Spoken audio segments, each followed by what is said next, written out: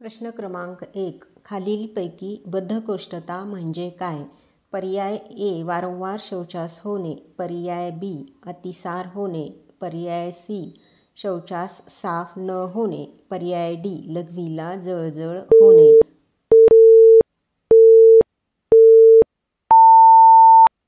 योग्य उत्तर आहे पर्याय सी. शौचास साफ न होणे. बद्धकोष्ठता कमी करणारा सर्वोत्तम आहार कोणता? ए. मांसाहार. बी. मसालेदार अन्न. सी. हिरव्या भाज्या. डी. तळलेले पदार्थ.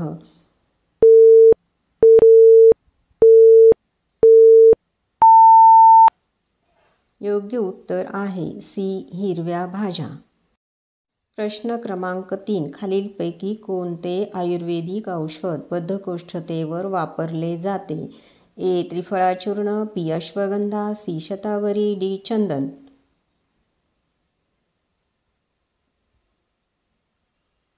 योग्य उत्तर आहे ए. त्रिफळा चूर्ण. प्रश्न क्रमांक 4. बद्धकोष्ठता टाळण्यासाठी पाणी केव्हा प्यावे? पर्याय ए. जेवणानंतर लगेच. बी. झोपताना. पर्याय सी. सकाळी उठल्यावर कोमट पाणी पिणे. डी. फक्त तहान लागल्यावर पिणे. योग्य उत्तर आहे सी. सकाळी उठल्यावर कोमट पाणी प्यावे. मित्रांनो, तुम्ही पिता का मला कमेंटमध्ये नक्की सांगा. प्रश्न क्रमांक 5. आयुर्वेदानुसार शौचाची योग्य वेळ कोणती आहे? ए. रात्री 8 नंतर. बी. सकाळी लवकर. सी. दुपारी जेवणानंतर. डी. जेव्हा वेळ मिळेल तेव्हा.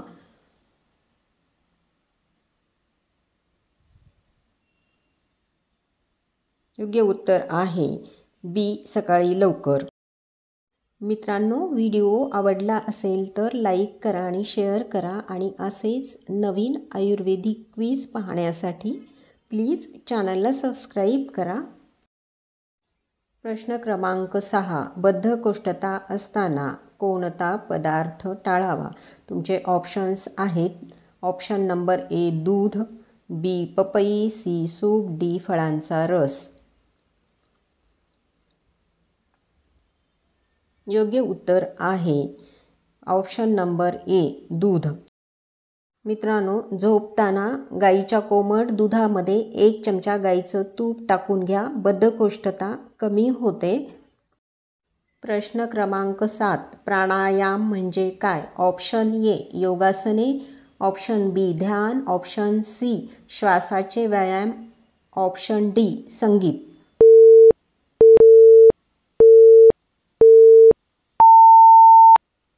मित्रांनो, या प्रश्नाचं उत्तर तुम्हाला कमेंट्समध्ये द्यायचं आहे आणि असेच नवीन आयुर्वेदिक क्विज पाहण्यासाठी भेटूया पुढील व्हिडिओमध्ये.